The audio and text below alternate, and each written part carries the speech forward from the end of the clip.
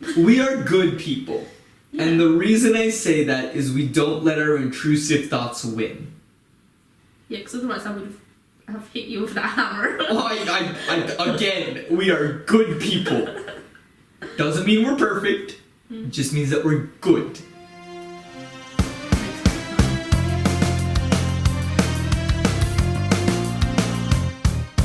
What's poppin', y'all? Welcome to Post Finale. I am your host, Ankit Madhira. I'm an actor and a musician who hasn't seen a lot of films, so to make my friends happy and potentially provide a new perspective for some popular films, I am on a quest to change that. I am not joined on this quest alone, however. This week I am once again joined by my friend and fellow actor, Jolanda. Jolanda, how are you doing?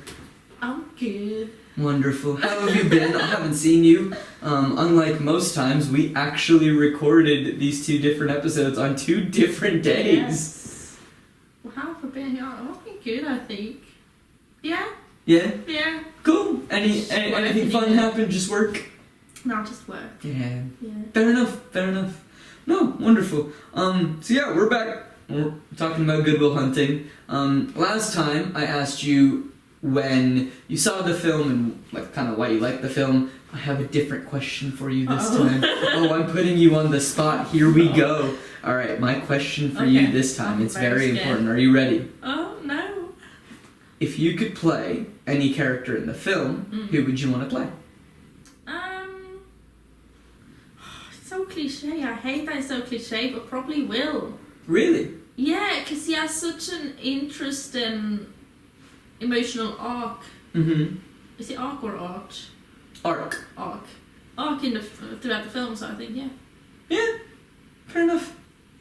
Straightforward, to the point. Yeah, wonderful. So, we might as well just jump straight into the movie. We don't have much more going on currently to talk about. I'm sure we will. But, so where we left off, Will had just burned the proof for Lambo and like in front of him, as we had discussed. I think it was kind of childish, but I get where he's coming from. So now he's just sitting with his friends, and Chuck yells up at Morgan to stop watching porn on in his mom's room. Yeah. And Morgan comes down and is exhausted, and he says he doesn't jerk off at his house because he doesn't have a VCR at his house. Fair enough. I think. Okay. I don't know. It's weird. Yeah. I mean... Anyway. I think guys rely on porn a lot more than girls. Moving on. Use your imagination, though. Use your imagination. It's a beautiful thing. We have already gone off the rails anyway. We're 2 minutes into this episode. Don't think I want to know your imagination. Thank you very much. Hey, we were having a discussion last night, completely unrelated. We were doing a script reading last night. Yeah.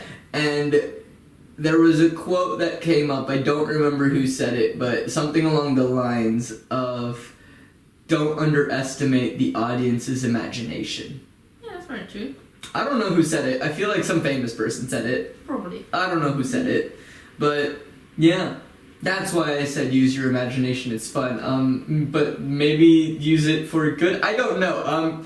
Imagine things. It's a good time, whether that's good or bad. Use your imagination. Moments, choose your moments. Choose your moments. Choose your moments. Maybe don't imagine things when you're, operating a forklift. That's very specific. But I'm sure. I saw a video earlier today of someone failing on a forklift. So. Fair enough. Fair enough. I've driven forklifts before. I was bored at work. Wait, what? You were born at work? I was bored at work, so I was watching a video on social media of someone just fails videos, it popped up. No, I was born at work. I just popped out and I was like, we're gonna work immediately. And then she was like, oof, it's coming really fast, no time for hospital. No, I was actually born when it snowed. For the first time in Kentucky in 1997. Fair enough. Yeah. Fair enough. I was nearly born in a taxi. Because I was in a hurry. You were in a hurry or your mom was in a hurry? I was in a hurry. Oh, okay. Poor mother. I mean, that's good. 10 minutes, bish, bash, bosh, and it was done. The fact that you were almost born in a taxi, I'm sure she didn't enjoy that. They literally asked her, do you want to, like, finish here? And she was like, no, let's go in. More credit to her. Anyway, Morgan comes down. Yeah. And he has a baseball glove. And Chuck asks what is wrong with him and why did he use the glove. And Chuck just goes, or not Chuck, Morgan just goes, oh, I used it for the cleanup. Okay. I don't think that works very well as a cleanup. It's a fucking massive glove. Yeah. Then we do see Will in a meeting talking about the National Security Agency. And it's about working on cutting edge tech that's classified everywhere else. Super string theory, chaos matter, advanced algorithms, and Will says code breaking, and the interviewer says that that is part of it. Now, Will also does say that what they do, they handle 80% of intelligence workload, 7 times the size of the CIA. And the interviewer is just like, well, we don't like to brag, but you're right. Yeah. And so the question is, why should he work for the NSA, but why shouldn't he work for the NSA? So Will takes a shot. And by God, is it a long shot. Yeah, but he's right. He's very right. And in terms of it's a long shot, listeners, I'm very sorry, but you're about to hear my voice for a bit, because I'm going to explain this whole thing and then we'll talk about it. But I wrote it all down, because that's what I do. So, this is what Will says. Will says, say I'm working at the NSA, somebody put a code on my desk, something no one else can break. Maybe I take a shot at it, and maybe I can break it. I'm real happy with myself because I did a job well done. But maybe that code was the location of some rebel army in North Africa or the Middle East, and once they have that location, they bomb the village where the rebels are hiding. 1,500 people that I never met, never had a problem with, get killed. The politicians say, send in the Marines to secure the area, because they don't give a shit. It won't be their kind over, they're getting shot. Just like it wasn't them when their number got called. They were in the National Guard. It'll be some kid from Southie over there taking shrapnel in the ass, and he comes back to find the plant that he used to work at got exported to the country he just got back from, and the guy who put shrapnel in his ass got his old job because he'll work 15 cents a day with no bathroom breaks. Meanwhile, he realizes the only reason he was over there in the first place was so we could install a government that would sell us oil at a good price. Of course, the oil companies used a skirmish over there to scare up domestic prices. A cute little ancillary benefit for them, but it ain't helping my buddy at $2.50 a gallon. They're taking their sweet time bringing the oil, of course, but maybe they even took the liberty to hire an alcoholic skipper who likes to drink martinis and play f***ing slalom with the icebergs. It ain't too long till he hits one, spills the oil, and kills all the sea life in the North Atlantic. So now my buddy's out of work, he can't afford to drive, so he's walking to the f***ing job interviews, which suck because the shrapnel in his ass gives him chronic hemorrhoids. Meanwhile, he's starving because every time he tries to grab a bite to eat, the only blue plate special they're serving is North Atlantic scrod with Quaker State. So, what do I think? I'm holding out for something better. I figure, f*** it. While I'm at it, why not just shoot my buddy, take his job, give it to his sworn enemy, hike up gas prices, bomb a village, club a baby seal, hit the hash pipe on the National Guard. I can be elected president. Whew, that was a journey. Yeah. And I'm not gonna lie, as a non-native English speaker, I didn't understand all of it, but I've got the gist. What didn't you understand? I don't know the words. I can't remember. Oh, I'm very sorry to all the non-native English speakers because I do also speak very quickly. But I also didn't understand all of it in the film. Okay. Yeah. It's just general, some of the words. No, that's fine. We'll just go through bit by bit. No, I mean, I understand the gist of it, so... Right, but the gist of it is pretty much like, hey, like, all of these dark, terrible things can happen. Yeah. And, you know, he starts and with... And it's all started with him. Yeah, I mean, it starts with, if I break a code, then that potentially means that I'm the reason that people die. Yeah. And he's not okay with that. Yeah. And then he understands that, like, you know, that code could be broken. It could lead to those deaths. And then it can also lead to potentially a war. Mm-hmm. And the one thing that he calls out, which is kind of true, is, at least from my understanding, and I don't claim to know everything and how all the government stuff works, but my understanding is that, like, and you saw it with the draft and stuff during World War II mainly, and like the Vietnam War and things like that, where people that came from wealth and people that had money were able to get out of the draft because they could pay for someone else to go. Yeah. So that's kind of where he was saying, like, look, they're going to be in the National Guard, which the National Guard kind of has this notion in the States that, like, they're not at the same level as the Army or the Navy. I don't know if that's true, but, like, that's just the way that things seem to be viewed in my understanding of it. But he's like, look, like, you know, a random kid, a poor kid from Southie like he is, they're not going to be able to pay themselves out of potentially a draft. So they're going to be the ones that go, they get beat up, and then he brings up, you know, the point that it's really hard for veterans, and, you know, that when they get back, it's not that there's necessarily a job waiting for them. It's not necessarily that the job that they had, they can just go back to. Like, all of that is different. And then he brings up the gas prices and everything. And then when he gets to the ocean, I was like, oh no. Yeah, poor fishy. Not the poor fish. It reminded me of the BP oil crisis. Did you ever hear about that over here? I'm not sure. So I think it was In like... my country, there's not... Well, I don't know. My family, we don't heat with oil, so... I don't know. Sure. So, yeah, I was not always that up to date. I mean, yeah. I think, like, oil in the States... yeah, I think... Because there was the big BP oil spill very... that I think was like 2007 or something in Yeah, like I the have Gulf of something- Mexico. Yeah, in the back of my head, something's on, yeah. I don't remember much about it, but I do know like a lot of sea life got lost because of it. And it was a huge deal. So, like, when he brings that up, it makes complete sense. And then, you know, yeah, I mean, it was a journey and a half on this. Yeah. And at the end, he's just like, look, this is all the reasons why I shouldn't work for the NSA is pretty much what he's laying out. And I kind of have to agree with the reasons. Oh, 100%.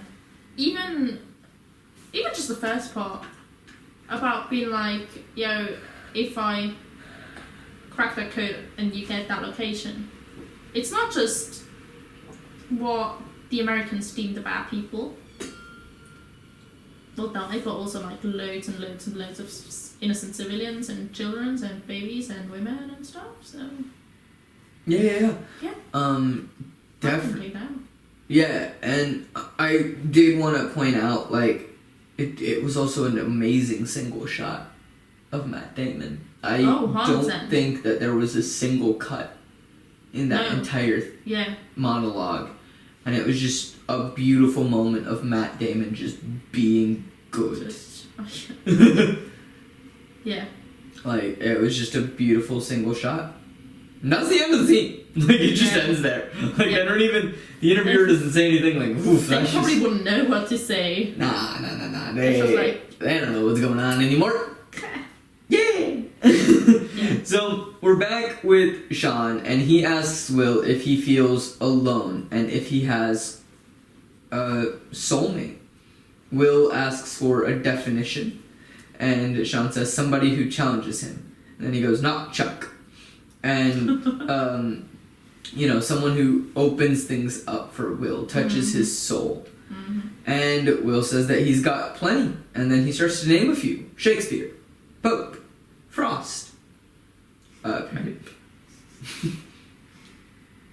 Was he being done Pope or somebody called, or a writer called Pope? I think it was a writer called Pope, but yeah. I also may have, my notes app may have potentially autocorrected Poe to Pope.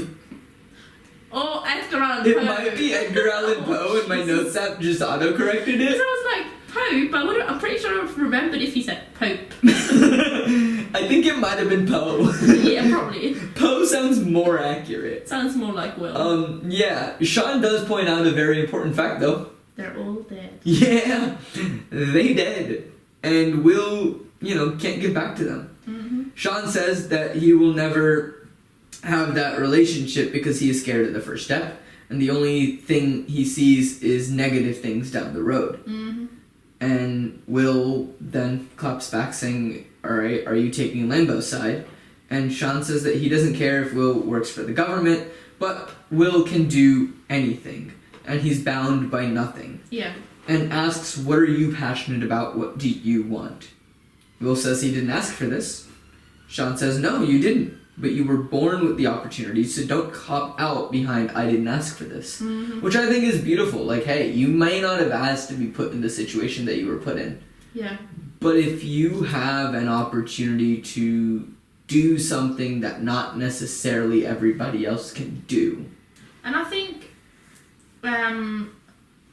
obviously people that don't have it are not necessarily jealous, but would love to have it. And I'm pretty sure if he didn't have it, but like one of his friends had it, he would probably be jealous. yeah, he would probably be jealous, so... Yeah, 100%. And, I mean, I don't think that I have it. No.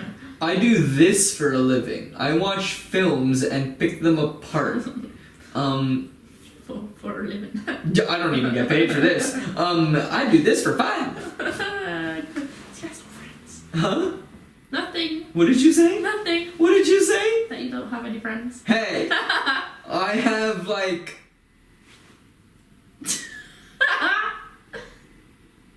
I have. 8? Damn. I don't... Wait. Do they have to be in this country or no? Okay. Oh, then I might have more than 8. You were so happy. I have more than 8 friends. Oh, I mean, like, hey, counting's hard. I'm a musician. I can count to 4 on a good day, 8 on a really good day. Getting past that's difficult. Fair enough. Anyway. Yeah. Anyway, ladies and gentlemen, I promise I'm doing okay. Don't worry. Jolanda, don't make that face. No. I swear I'm doing okay. Anyway, so he says don't cop out. Yeah. And, you know, nothing is wrong with laying brick, and Will asks, well, what's wrong with it? I'm building a home, I'm fixing a car, someone can get to work, there's honor in that. Mm-hmm. Sean agrees with him and says that there is also honor in taking a 40-minute train ride to make sure college floors are clean and waste baskets are empty. And that's why he took that job as a janitor, for the honor of it. Beautiful sarcasm, thank you, Robin Williams. Wow, you could taste it. So, you've never heard that phrase, have you? No. Okay. I'm surprised because we've hung out quite a bit, we are just two sarcastic You've never said that humans. before. Yeah, You can taste it. I'm just surprised that I've never said the phrase, I could taste the sarcasm around you. Okay. I don't know where that phrase came from, it's just a phrase that I've said in my life multiple times.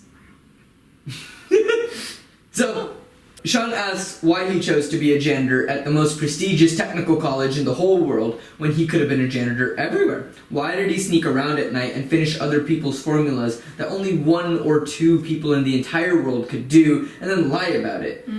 Because Sean doesn't see the honor in that. Yeah. Again, very good. And I like that he's just actually posing them as questions. I'm like, okay, fine, honor, sure. Yeah. I was wondering though at that point, because obviously he does that work because he got arrested. Did he have a choice at which college he's gonna clean? Or at which university? Probably. That doesn't make any sense to me, to be honest. No, but Because okay. they're like, oh, Sure. you get out of jail, but instead you have to like clean and take therapy lessons. Therapy. I would have thought they just put you somewhere where they need cleaning, or maybe it's coincidence. I don't know. It could all boil down to coincidence, but I think he probably got given a couple of jobs of like, all right, you can pick one of these, and this was one of them, and so he just chose to do this one. Is my thought on it. Not necessarily fact. I don't know. This is something that we don't see.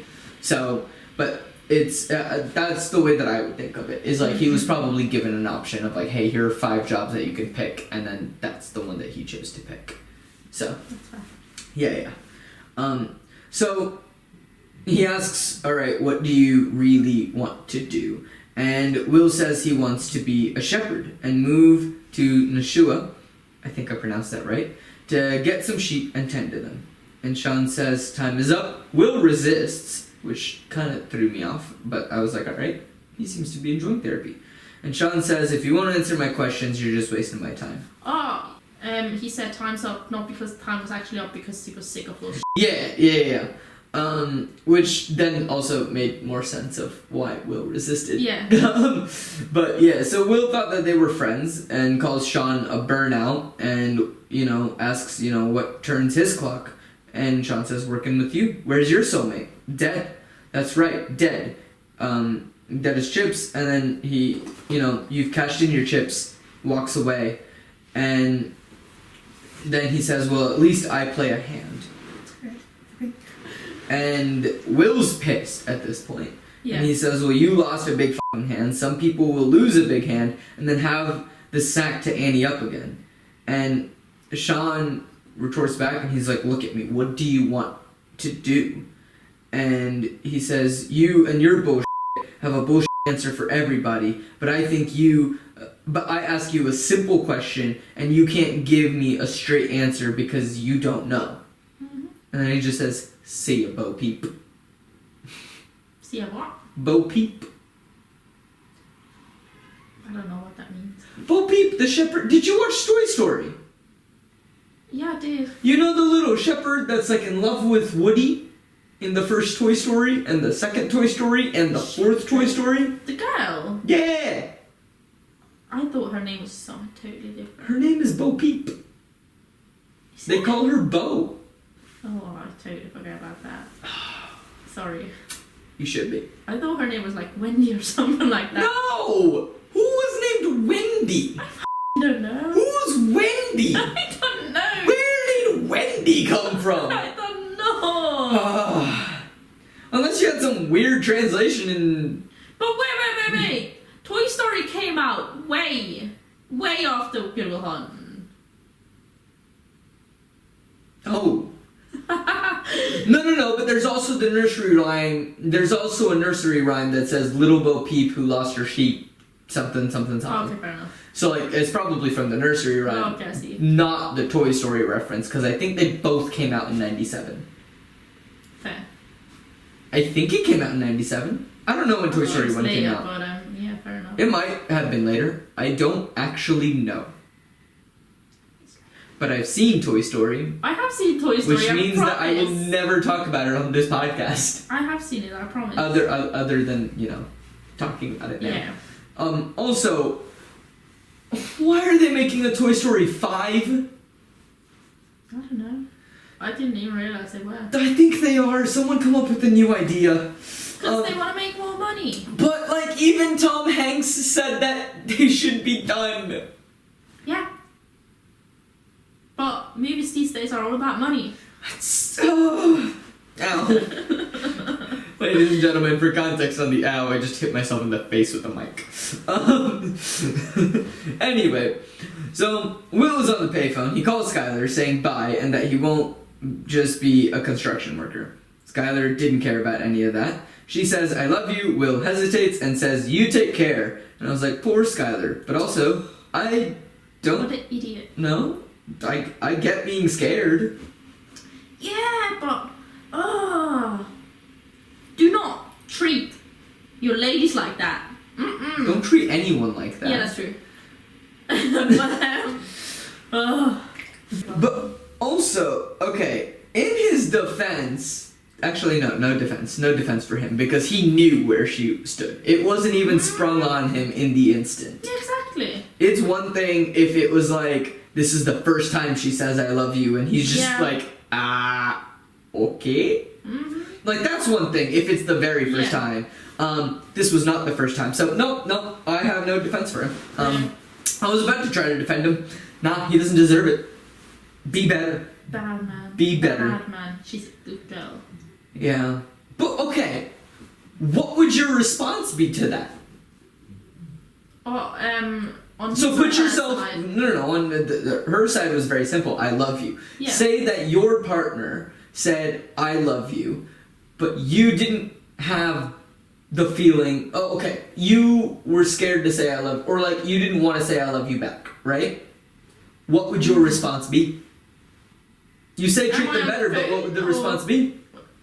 Am I on the phone or face to face? Alright, we'll put you in the same situation. You're on the phone. I'm on the phone. Ooh. Do I love them though, or do I not love them? Will loves Skylar, but he's scared to say I love you. Yeah. So you can't say I love you. You do But love I do the feel person. it. I do feel it. You love the person, There's a big but you difference can't say it. Like, there's- that's not a valid option in but this because situation. there's a big difference between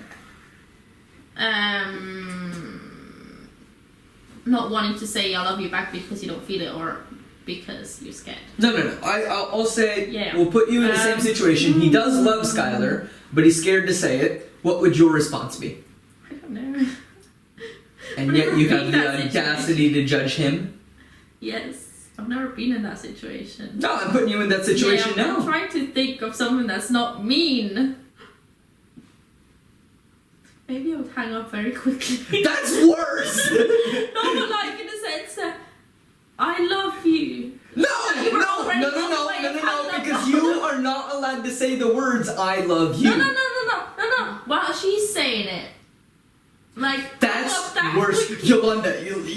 Let me just lay this out for the I'm trying- listeners to no, also no. berate you. I'm trying to think because of something let me that's just not that mean. sure, but let me just lay out what you have just said. You have berated Will on saying, you take care in response to "I love you." Right? You have berated him on saying you take care. But your thought is that you should just hang up the phone. That's worse. No, wait. By the way, I would hang it up so quickly that it would seem that I was already on the way to hang it up. That's while she's still worse. No, wait, but I've come something better. I would say something like, I really care about you, or something like that. That may lets her at least know that I care. She knows that he cares. Yeah, but See, and yet, like, I'm just saying, it's a hard thing to do. it is. I'm just saying it's a hard thing to do. Of course And it you is. are berating him Yeah. on being mean, but Yes. you can't come up with something better. Yes. Because. Okay, you gotta speak slightly loudly because I don't the know. mic picks it up, but it's not that good. Yeah. I would say something. I don't know. Great. I would start crying probably. That doesn't make it any better? Yeah. Alright, listeners, if any of you have anything that you think would potentially be better, again, Let we'll me put you know. in the same situation, let us know, because until someone comes up with a good answer, What would you do?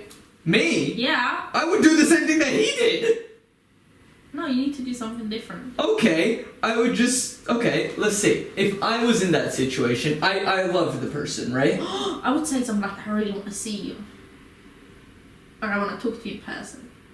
And Okay, then, while Okay, fine. until you see them, you can gather up the guts to say back. But don't. Sure. But he doesn't want to say it in person either. Yeah, Because but he's scared. Yeah, no, but I'm saying put yourself in his shoes. no. You're an actor, figure that out. You know how to do that. Yeah, but you're scared. But there's a difference between are you scared but you want to say it, or are you scared and you don't want to say it? Because if you're scared but you do want to say it, then you can't just gather up the guts in the meantime. I'm not buying it. No. Alright. Anyway, listeners, if any of you have anything better, let us know. Because I don't. Like... Yeah, we're two miserable people. don't necessarily miserable, but mean as well. I mean, like, awful. That's the word I was going to say. Look. We are good people. Yeah. And the reason I say that is we don't let our intrusive thoughts win. Yeah, because otherwise I would have hit you with that hammer. Again, we are good people. Doesn't mean we're perfect. It just means that we're good. Most of the time. Yeah. Doesn't mean that you know how to deal with every situation. Yeah. We mean well. Let's put it like that. We mean well. He means well. Yeah. So why are you berating him?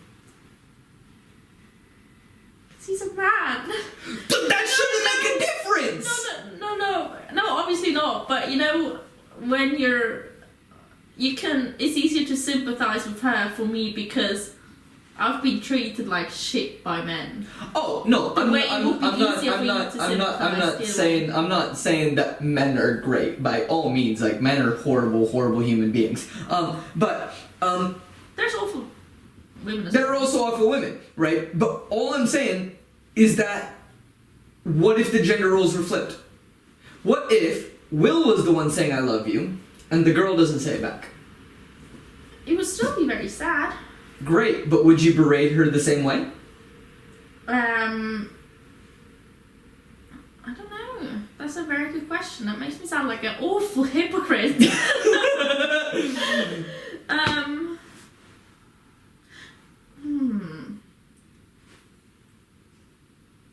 Maybe. I don't know. Maybe? I don't know. Okay. Ooh. Just something to think about. Now I feel like an awful person. That's okay. We all knew that anyway. Anyone that... No. Look, listeners, don't get mad at Jolanda. I'm putting her on the spot. Yeah. But, like, also, it's a question to think about. Like, you know, everyone talks about gender equality. Yeah. And why is it okay for people to berate a man for doing something like this, but then if it's flipped, why is it hesitant? I'm not saying that it's the right thing to do, it's the wrong thing to do, I don't know. But, like, why is there that hesitance that, like, just because the genders are flipped, then, you know, why shouldn't we treat, if you want people to be treated as equal, treat them as an equal? Absolutely. I feel like the reason that is because for me as a woman, it's easier to sympathise with a woman. I completely and probably for you understand. as a guy, you probably know better how Will feels than I would. Yeah. So it's easier to sympathise with 100%. I'm not saying that you're wrong. Yeah. I'm just saying it's a food for thought for people to think about. A food for thought to think about. Jesus Christ, that's a lot of thinking. I know, it's a hard thing to do. The best advice I got from a teacher one time was stop thinking. It was a fun time. Anyway, we've gone on that tangent for a while. Back to the film. Even though we have been talking about the film. But anyway, what's going on? So we then hear a beautiful song while we get a bit of a montage of Will sitting on a bench and Skylar is at the airport holding out hope that he's going to show up. Spoiler alert, he doesn't. And she boards the plane and she goes to California. Will is taking his angers out on the construction building, and Will doesn't seem up for, you know, his meeting with Lambo and is an hour and 10 minutes late. Lambo's calling Sean, asking where he is, and Sean says, you know what, like, he'll show, but Lambo says, what if he doesn't? And I file a report, and he goes back to jail. It won't be on my conscience. And I was just like, two things. One, Lambo, you were just going down and down in my, like, view of you as a human. But also, it will be on your conscience. You know that it's going to be on your conscience. I get that you're upset that he's not here, but, like, you know, he's dealing with a lot. Like, you know, I don't think Lambo understands that he is also a human being. Yeah. And that's the issue with Lambo. Yeah, because I think for him, like, math has been the most important thing his whole life, and he probably got brought up in a very safe environment, blah blah blah blah, never had to worry in his life about anything else than math. Yeah. So yeah, that's why he doesn't understand. Definitely. So Chuck is back in the picture, and he asks Will, how is your lady? And Will's like, well, she's gone, she's in med school in Cali, left like a week ago. Chuck says, well, that sucks, and asks, when are you done with the meetings? And then he goes, a week after he turns 21. Here I was thinking he was 21. Because, you know, really looks 21. drinking. That never even crossed my mind. Yeah. But it's beer. Can't you drink beer earlier than 21? Nope. Oh, fair enough. Welcome to the States. You can go to war at 18, you can vote at 18, but you can't drink until you're 21. And you can drive at 16. You can drive at 15. Oh, you're 15. Grookey! For context, for anyone listening on on just the audio medium, we have a little shelf behind us, which is slightly falling apart, but that's a different story. But we have a little Grookey on it, and Grookey just fell. So now Grookey is sitting in Yolanda's lap for the rest of the episode, and for anyone that's confused on what Grookey is, it's a Pokemon. It's cute. Yeah! It's green. It's a little green monkey who has a stick and plays the drums. Like it's a green monkey. It's a Pokemon. Fair enough. It's based on a monkey. No Pokemon looks exactly like a monkey or like exactly like an elephant. They're all slightly different. Yeah. But it's based on a monkey. He's an adorable little monkey. For some reason, I would have guessed a giraffe.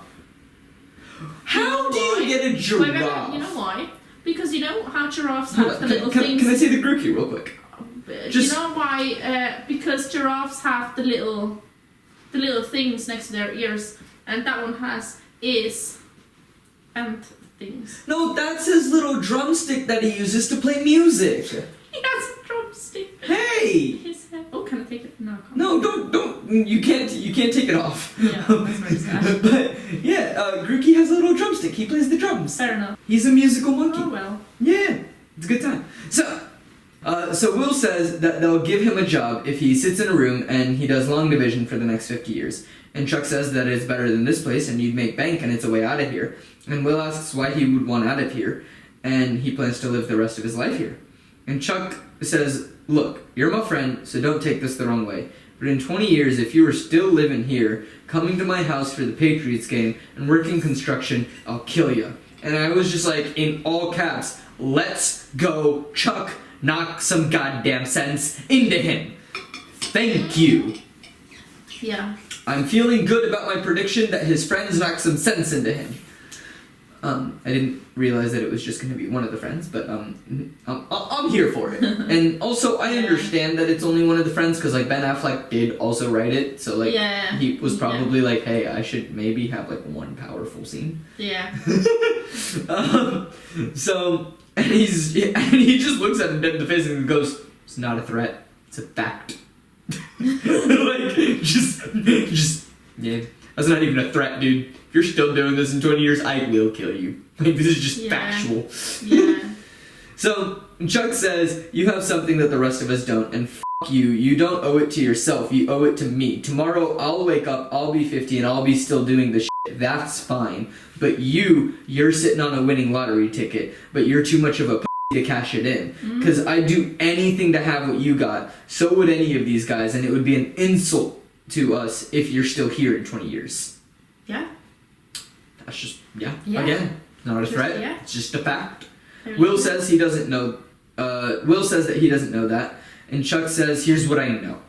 Every day I come by your house and I pick you up. We go out, we have a few drinks, a few laughs, and it's great. The best part of his day is for 10 seconds when he pulls up and knocks on his door, hoping that Will isn't there. Yeah. No goodbye, no see you later, nothing, that he just left. That part was kind of weird to me. That Chuck just wants him to leave without even saying goodbye. Yeah, but maybe he knows that Will's not exactly the best at goodbyes and he always does his own things. Yeah. Because obviously he's got abandonment issues, so... Yeah. And I think he also does understand that, like, look, just because you don't say goodbye doesn't mean that it's the last time I'll ever see you. Oh, yeah, 100%. He does understand that. So, okay. Lambo is in the office, and he's upset, saying that this is all a disaster. He brought in Sean to help out with the boy, not run him out. And Sean says he knows that, he knows what he's doing. For context, they're having a fight. Lambo doesn't want to hear it and doesn't care about rapport and if they laugh at his expense, but don't try to undermine what he is trying to do, and Lambo says that the boy is at a fragile point. Sean butts in and says that I do understand that he's at a fragile point. He's got problems. What problems? And, Lambo tries to cut back. He's better off as a janitor and better off in jail. Sean asks why he thinks he does that. And Sean says that, he's hiding. Why doesn't he trust? And it's because the first thing that happened to him was that he was abandoned by the people who were supposed to love him the most. And Lambo doesn't want to hear the Freudian crap. Lambo, maybe listen to the Freudian crap? Mm-hmm. Anyway, so why does he hang out with the gorillas, like you called them, says Sean? Because any of them would take a bat to your head if he asked them to, and that's called loyalty, which I understand. Yeah. You hang out with... Do we know, did his parents, die, or did they just dump him? I think they just dumped him. Fair enough. But I don't know. Fair enough. It wasn't ever clarified. Yeah. We don't know. So, he pushes people away before he can let them in. It's a defense mechanism, and for 20 years he's been alone because of it. And if Lambo pushes him away now, it's all the same, all over again, and Sean won't let that happen to him. Mm-hmm. Lambo says don't infect him with the idea that it's okay to quit, to be a failure, because that isn't okay. And, if you're angry at me for being successful as you could have been. And Sean says that he isn't angry at Lambo. Lambo says that Sean is, and that, you resent me, but you won't apologize for any success that he's had, and that, Sean, you're angry at me for doing what you could have done. But Sean asks Sean to ask himself if he wants Will to feel like a failure. I just had a thought. Okay. Do we know does Lambo have a wife or a family or anything like that? I don't think he does. Doesn't sound like he does. Do you reckon? I wouldn't be surprised who wants to. But do you reckon that he's low-key jealous of Sean? I think he is. And so he tries to flip it Yeah. on him. Yeah. I think it's both ways. I think Sean is slightly jealous of Lambo and everything that he's accomplished. Yeah, but But on the flip side, Lambo's jealous that Sean was happy. Yeah, exactly. And yes, he says Sean is jealous of his success. Yeah. But I think success in psychology looks a lot different than success in math. Oh, 100%. So I don't think you can even compare those. No, they're completely different fields. It's the same way if you're trying to say what success in acting is compared to success in rocket science. It doesn't match. Yeah. Yeah, no. They're But I still think drastically it's more different fields. comparable because No. there's no are there any awards for psychology? I'm sure there are, I just don't know of them. Fair enough. Because obviously there's awards for science. There's awards for almost everything in the world at this point. That's very true. Someone's gonna feel like someone deserves an award here. So, yeah. But I wouldn't mind one, I'm just saying. I would like to win an award someday. Hey, does anyone want to hire me and give me a shot? Please give me a call. Hi. So anyway. Please. Help us out. Yeah. We... I nearly said we're cheap. That might have sounded the wrong way. Jolanda, no! We have some standards. Yeah, that's very true, and it also sounded very, very, very wrong. So... My boobs are too small for porn. Sorry. That was not appropriate, was it? That was very inappropriate, and I apologize. I don't...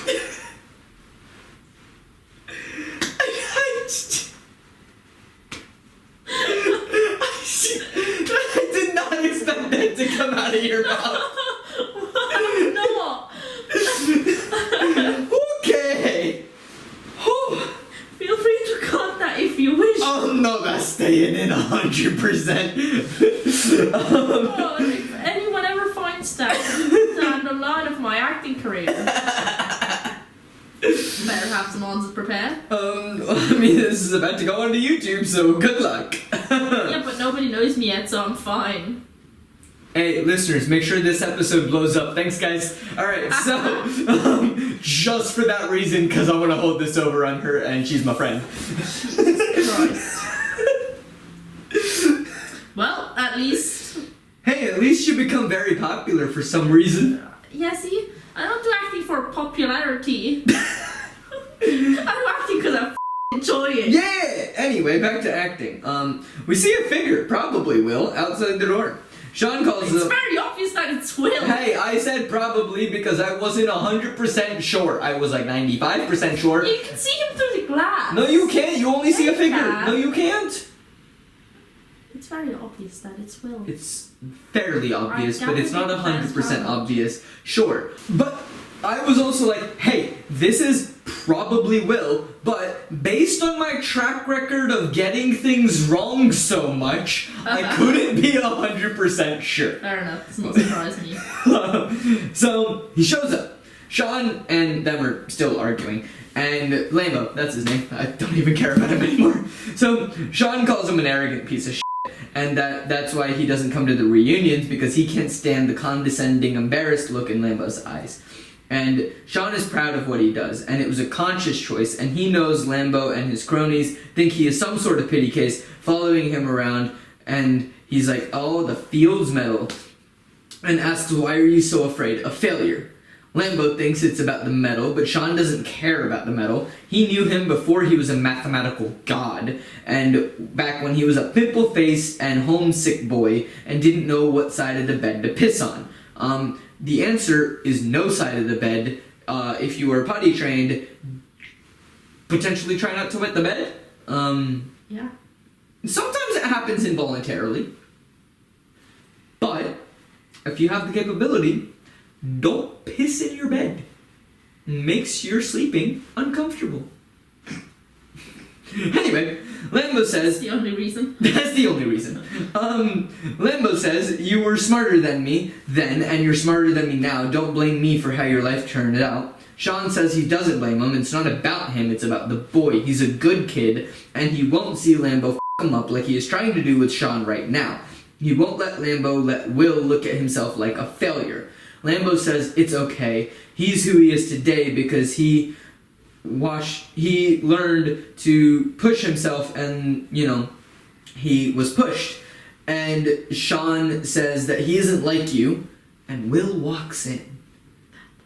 Dun dun dun. It's very awkward, and awkwardly he just goes, I can come back. Which is beautiful. Great delivery. And Lambo just leaves. And Sean says, that goes back a long way between them. Yeah. Great scene between the two actors. Incredible scene from the two of them. Very, very well done. That's all I have to say about it. Yeah. Yeah. Yeah. The whole movie's made out of brilliant scenes like that. Yeah. I see why it's popular, ladies and gentlemen. I'm figuring this out. Yeah. So no one's ever slacking. Nah. At no point have I felt like, why am I watching this film? Yeah. Other films, I've definitely felt that. Other films I've done on this show, I have felt like that. Yeah, totally. Potentially films that I will do in the future on this show, I will feel like that. Not this one. Mm-hmm. So, Sean has Will's file, and he has to send it back for evaluation. Will hopes that Sean won't fail him, and Sean hands it to him to read it. And Will says why, and he asks if he's had any experience with that. And then we see a picture of bruises, on Will in his file. Yeah. So it shows that, he might have been physically abused as well. Oh, totally. I mean, the stigma of foster homes and stuff like that. Yeah. Foster care or whatever. And I think it was referenced, but I don't think I clocked it fully until I saw that. Yeah. I knew he was mentally abused and mentally kind of fucked over. Yeah. And like I said, it may have been discussed earlier, and I just didn't clock it. But that's when I clocked, there was also physical abuse on top of any other abuse. Mm-hmm. Probably. Yeah. Sean says, 20 years of counseling, I've seen some pretty nasty stuff. Will asks him any experience with that, probably talking about the bruises, and Sean understands that he meant personally, and he has. Sean's dad was an alcoholic, and he was a mean drunk, and he would come home looking to wail on someone. And Sean would provoke him so that he wouldn't go after Sean's mother and his little brother. And the interesting nights were the nights that he wore rings. Oh, that got dark quick. Yeah. Yeah. Maybe a reason why he became why he chose psychology. Yeah. Over anything else. I mean, definitely. Will says that he used to just put a wrench, a stick, and a belt on a table and say choose, and that was kind of what he was presented with. Sean says belt, and Will says wrench, cause yeah. and I appreciated that. Even Sean was like, "Why the wrench?" Like even Sean didn't get him. Most. Yeah, it's gonna hurt the most, and his reaction is just, yeah, like, I'm not giving him the satisfaction. Mm-hmm. And I mean, like, it's dark to think about, but also like the balls on Will. Honestly. Let's go. Jesus Christ. Yeah. So Will asks if it's all like that, and Will's fear of abandonment, etc. Is that why he broke up with Skylar? Sean asks if he wants to talk about it. No. Sean says that he doesn't know a lot, but all this, the file per se, all of this is shit, and it's not your fault. Will knows that. Sean keeps repeating this, saying, "It's not your fault. It's not your fault. It's not your fault."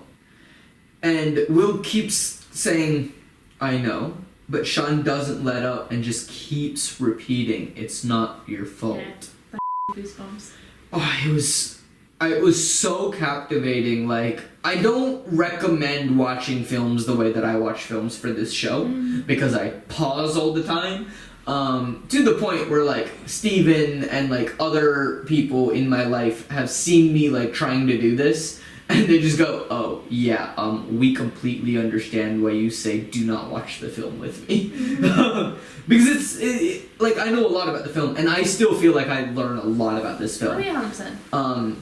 But my recommendation is don't. But, like, yeah. This scene, just the repetition was so captivating. Yeah. And, like, Will then starts to get emotional and says, "I'm not you." Sean keeps persisting, saying, "It's not your fault. It's not your fault." And Will keeps trying to resist, but he eventually breaks down, embraces Sean, and starts to apologize to him. And I think that's the moment that things really change for Will. Yeah, because that's probably... You can say you're like, yeah, I know, because you've been telling yourself that, but you don't believe it. And that's like the first time, like, it actually arrives. To believing it. Yeah, in his brain. Yeah. Oh my god, that was such a beautiful scene. Oh, I was to where crying, like, I couldn't even pause it. I just had to sit there and watch it. And I was captivated, and when the scene shifted, I was like, oh, probably didn't process the 10 seconds of the next scene. Hit pause and then had to go back to, like, take notes on it. But yeah, amazing scene. Yeah. I have nothing else to say. I mean, you can see the love and the support that Sean wants to give him in that moment. Just incredibly well done by both of the actors. Yeah, and I feel like there's so many people watching that bit of the film that needed to hear that as well. I know I did. Yeah. Yeah, I was just like, fuck. Well, on that very heavy, very emotional note, we're going to take a quick break for an intermission where we have fun things happening. Yay! And then we'll get back to finishing the rest of the movie.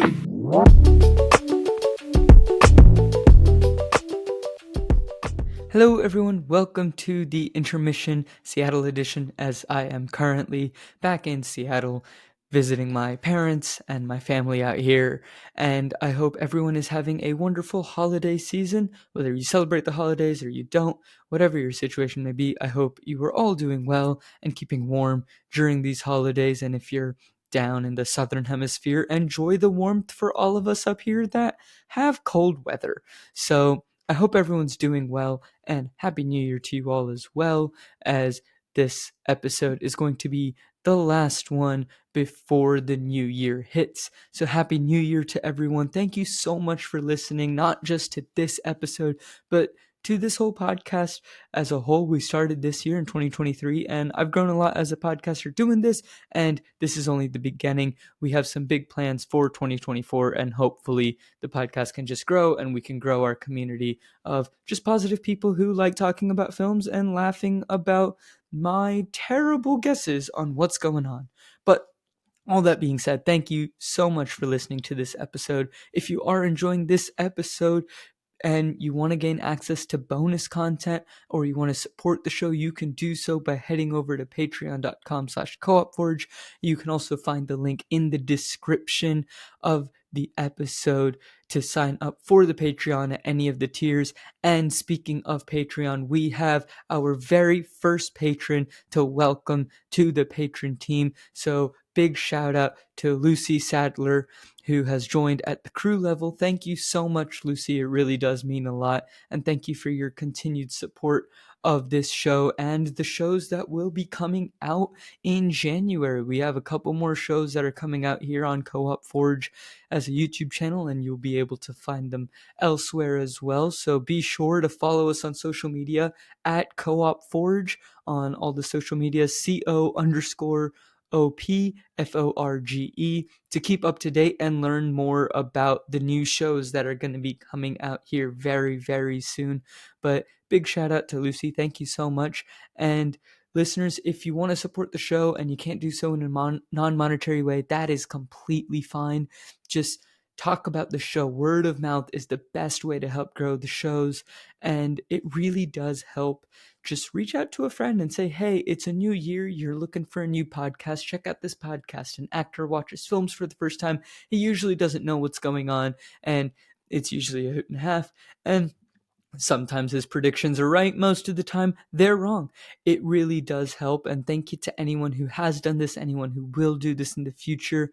You can also follow us on social media at Post Finale Pod or at Co-op Forge. Follow both of them. It really does help out a lot. Talk about us on social media, and on top of all of that, just rate the show, whatever podcast app you're using.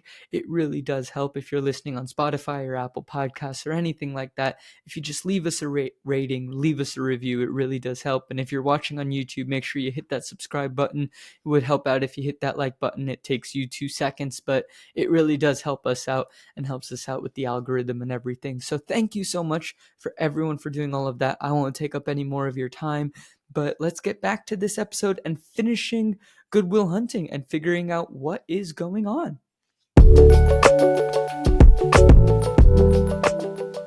And we're back. So, Will heads back to Southie on the train, and it looks very empty for like afternoon sunset time. Yeah. Just wanted to point that out. Yeah, but maybe it's not quite rush hour yet, so who knows? It's sunset time. Sometimes sunsets at 4 p.m. Yeah. There's one of these times, you know. No, I there's don't not a know. great entry. I don't actually know. I don't know what time the sun sets in Boston in the winter. I don't know either. I've been to I don't Boston. even- Oh yeah, no, actually, yeah. Oh no, I've not. Oh, I've been to Frankly, Boston. For anyone listening on just audio, I had massive air quotes around been to Boston. You were probably at the airport. No. I've apparently been to the city. Oh, fair enough. Yeah. Apparently. The reason I say apparently, It's because you don't remember. no, I think I was under the age of 1. Oh, okay, fair enough.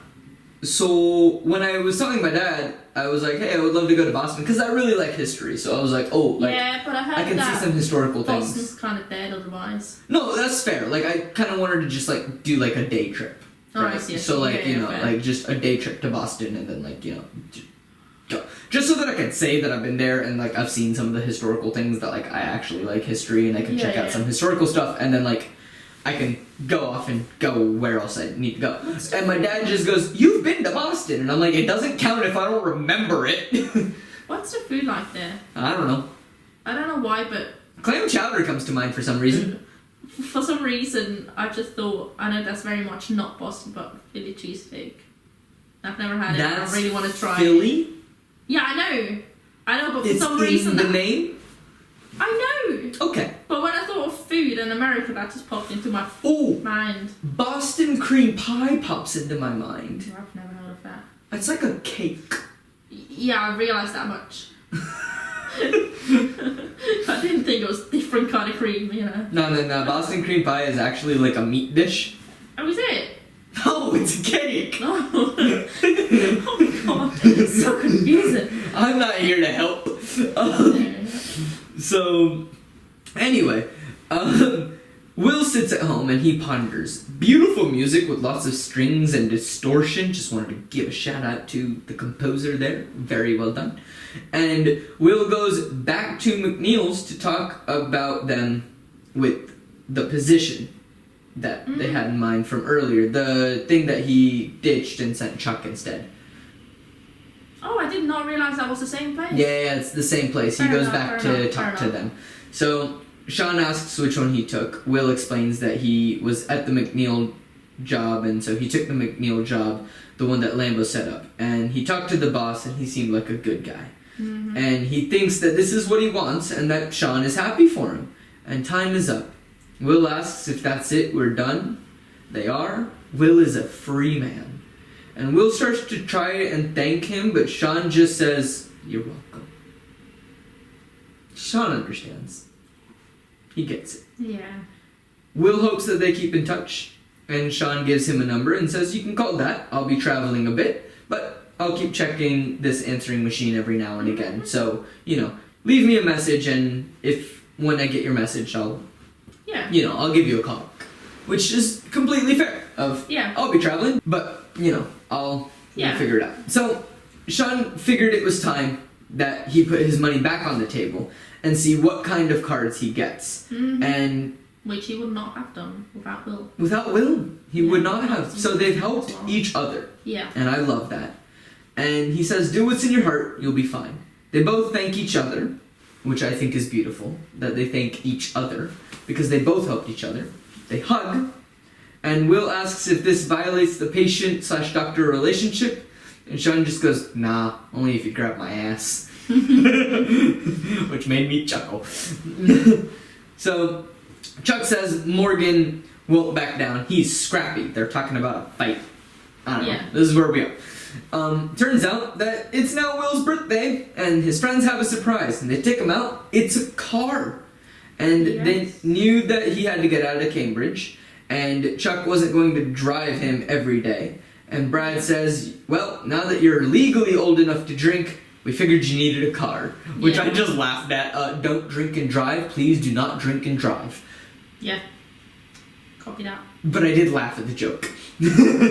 So, it's an ugly car. Keeps him from drinking, Yeah. Maybe. Maybe, probably not.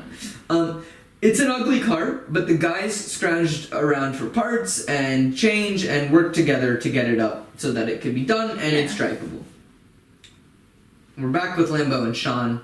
Lambo apologizes to Sean. They're both sorry. And, Sean says, I'm going to travel. Lambo asks where, and he says that I'm going to go to India, China, and Baltimore. Baltimore? I don't know. Maybe his family there or something. Sure. We're going to Baltimore. Sean says that he got a flyer saying that the class of 72 is having a reunion in 6 months. Didn't they just have one, 6 months ago?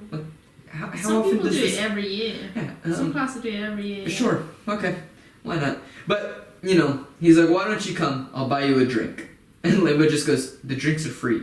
And John's like, "Yeah, I know that. I was just trying to be, kind." Yeah. They laugh, and then they head out for a drink now, instead. Yeah. So, we see Sean packing up, and Will goes to his place. And his friends are in their own car. And I was like, okay. Will drops off a letter, and Chuck and his friends roll up, and I was like, oh, they're rolling up to Will's house. Will ain't home. Will's at Sean's place. And Sean does see Will pulling away. Yeah. And Sean goes down to check his letterbox. And Chuck looks into the house when he gets up to the door, realizes that Will is gone, and he's obviously sad that his friend is gone, but like he said earlier, he's also just happy He's for like him. that, finally. He's like, finally, he's out. He's out of here. Mm-hmm. He's off. Mm-hmm. And again, like we said, doesn't mean that he's not going to see him again. No, absolutely. They're brothers. Yeah, with people like that, you're never gonna have a bad relationship. No. Like, you can see them... Every time you come back, it's gonna be the same. Exactly. I mean, like, even my friends back home, I don't see them for a year, sometimes a little more than that, but... Yeah. I come back and it's almost like nothing's changed. Like, obviously things have changed. We'll catch up and, like, we're still in each other's lives. Mm-hmm. And it's a lot easier now than it probably was in 1997 to stay connected in each other's lives. Because technology. But that being said, like, you know, I completely get it. It's like, you know, when you go back home, it's just like, yeah, like, we're still friends. Yeah. Like, you know, it's that love and connection that's still there. So, you know... He's really happy, and Chuck tells his friends that he's not here, and Morgan's like, shotgun, so he gets out and gets in the front seat. I appreciated that. You know what? I would have thought the other guy's more of a front seat person. I would have thought so too, but I guess Morgan had dibs, or maybe Morgan was just quicker. Yeah, I don't know. But the film ends with Sean reading the note, and you hear Will's voice. And the note that he left Sean says, if the professor calls about the job, tell him I'm sorry. I gotta go see about a girl. Yeah, finally some sense. I was just like, yes! Boy! And I love that Sean just goes, bastard stole my line. Or something along those lines. Like, he appreciates, he's just like, he stole my line. Yeah, but I think he knew. He knew. And we end the film with Will driving off towards California to get Skylar back. Yeah, because he can get a job whenever he wants. He can also get a job in California. Yeah, absolutely. He can get a job whenever he wants, wherever he wants, because he's a genius. So yeah. I don't think he has to worry about that. Nah, not at all. But yeah, that's the end of the film. Freaking incredible film. Yeah. I see why you wanted me to watch this. Yeah. Yeah, I have nothing but good things to say about this film. I didn't want you to watch it. You asked me, have you seen Good Will Hunting? Well, and I said, yeah, it's one of my favourite films. Yeah, and then when I said I hadn't seen it, you said watch it. Yeah, that's true. You've still not seen my actual favourite film. What's your actual favourite film? I told this about 5 times. It's called Breathe. Oh, right, you have told me about this. Look, I'm a very forgetful person. I have a lot of different things popping in and out of my brain at any given moment. Yeah. Yeah. It's very underhyped. Very underhyped. Alright. Andrew Garfield play voice amazing. I'm sure, well, I mean, like, you got me hooked with Andrew Garfield. Let's go. I love Andrew Garfield. Yeah, it's the directing solo debut of Andy Serkis. Great. I know what film you're going to be on eventually again for. We're going to watch Breathe at some point, ladies and gentlemen. Stay tuned for 6 to 8 months from now, maybe. Yay! I don't... Am I still going to be friends with you then? I hope so. I think. I'm sorry. Fine. You know what? I'll take it. Alright, before we end the episode, I always, now that I've finished the film, I like to, give just a few statistics on how the film did as a film. So, it has a 97% on Rotten Tomatoes. Yes. An 8.3 out of 10 on IMDb, which I feel is criminally underrated. Yeah. It's number 82 on the IMDb Top 250. I would have thought that it would have been in the top 50, but I don't know necessarily what's above it. So I'm not here to say that I'm the end all be all. Yeah. I'm watching this stuff for the first time. Legitimately, I don't know what's going on. But that's where it's ranked. It was made on a $10 million budget. Yeah. And it gained $225.9 million US at the box office. I have a feeling it was a slight hit. Yeah. But you know what I wonder? What? Because both how big were the two guys at that point? This was their introduction. Yeah, exactly. How the yeah, but I don't know if acting as well or not. No, I think this was their first thing. How the did they get? How the did they manage to get hold of a 10 million budget? I think, and I might be wrong on this, but I think what happened was that Matt Damon and Ben Affleck had a contact that knew Robin Williams. Oh. And so they took the script to Robin Williams. Robin Williams read it and said, we have to do this. And he helped them get everything. Makes sense. I think that's what happened. I don't know 100%, but I think that's kind of how it happened. Was that like, because of a contact from when they were in school together, Yeah. they reached out and were like, okay, like, you know, that I think that's kind of how they got the budget. Yeah, because I wouldn't know how to get hold of that much money. Yeah. So, Rob a bank real quick. yeah, the last thing... Don't rob a bank, Yolanda. I don't want to come visit you in prison. Might make good stories, you know. Yeah, but I would rather just have funny stories about you when you're not in prison. Fine. Then you have to get me drunk. That's doable. So, we have 24 wins out of 61 nominations across multiple different awards that they got put up for, and the two biggest ones that won was that it also did win 2 Oscars. The first one was it won Robin Williams won the best actor in a supporting role. This is the Oscars in 1998, if anyone was curious, and they also won the Oscar for Best Writing Screenplay written directly for the screen, and Matt Damon and Ben Affleck won that. Completely understand why. Don't know what it was up against, but it deserved to win. I don't understand how he did not win Best Actor. He was nominated. I mean, yeah, that does not surprise me. He did not win, but I am trying to see if it will tell me who won. The winner of the Best Actor in 1998 was Jack Nicholson in As Good as It Gets. Fair enough. Which I have never heard of. I've heard of it, but I've not seen it, but it's Jack Nicholson. Yeah, so like... Yeah. Sure. Yeah. He was nominated, he just didn't win. It was also nominated for Best Picture. It was Matt Damon got nominated for Best Actor in a Lead Role, and then Minnie Driver got nominated for Best Actress in a Supporting Role. Minnie Driver. Yeah, that's her name. Wait, whose name? Skylar. Minnie Driver. Do you want to look at the IMDb page there? No. I just. It says Minnie Driver. I don't know what you want. Wait, where am I? Best Actor, Best Actor. Minnie. Oh, Minnie Driver. Her name is Minnie, and her last name is Driver. I realized that. I thought there was like an actual driver of a Minnie in the film. No. That was surprising. No. Oh my god. Anyway, so yeah, Minnie Driver got nominated for Best Supporting Actress, Best Director, Gus Van Sant, I think that's how you say it. It also got nominated for 3 more, which I'll just list off real quick. Best Film Editing, Best Music Original Song, Elliott Smith for the song Miss Misery, and Best Music for the score on Danny Elfman.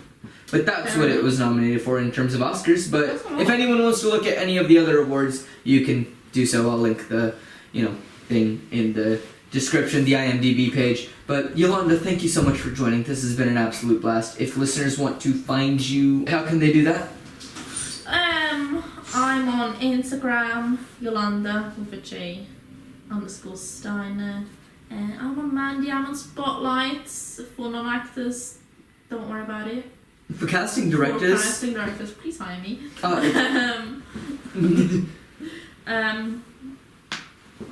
Yeah, that's kind of Yeah, that's pretty much it. I mean, thank you so much for joining. I had a blast talking with you about this film. I'm very glad this trip didn't came down. Yeah. Listeners, if you want to know what's going on with, the whole shelf situation, sign up for the Patreon. Yeah, but I was also very wondering, I don't know why we'll explain. Why is there tape around this monkey's? Oh, why there's a piece of tape? Because Grookey is very head heavy, and so the tape was used to try to keep him on the shelf, because he kept wanting to fall off no matter what. Did not work. Grookey was like, no, I'm gonna go do my own thing. So Yeah. Broke him. No. Grookey's fine. He's a lovely little Pokemon. But on that lovely note, thank you so much for joining, listeners. Thank you so much for listening. And until next week, I'll catch y'all later.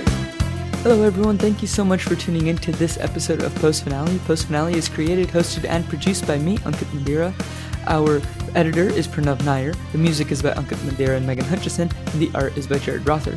If you would like to gain access to bonus content and find out more about the show, get some behind the scenes looks, you can do so by heading over to patreon.com/coopforge or find the link down in the description of the episode. It really does mean a lot. All the money goes back into the show to help make it a better show for you, the listeners. So thank you all very, very much for that. If you want to help out the show in a non-monetary way, you can do so by heading over to social media. Follow us on social media at coopforge, CO_OPFORGE, and at Post Finale Pod on Instagram, Facebook, Twitter. We are now also on TikTok, so be sure to head over there. There are going to be some more things coming out here in the coming days and in the coming year. It's going to be a new year, so thank you all so much for tuning in to not just this episode, but in the year in total. And if you still want to help support the show, word of mouth is a great way to help support the show. Tell a friend about the show. Just reach out and be like, hey, it's a new year, you need a new podcast to listen to. Go check out this show called Post Finale, where an actor watches films for the first time, tries to guess what's happening, gives us his thoughts and his opinions. It really does mean a lot. And be sure to leave us a rating or review on whatever podcast app you were using. But thank you all so much for listening to not just this episode, but to Post Finale this entire year. It really does mean a lot to me, and I hope you tune us back in the new year as we start going through The Truman Show, back with a lovely guest that has been on the pod beforehand as well. You know him, you love him, and you will find out who that is next week. But until then, I'll catch y'all later, and take care.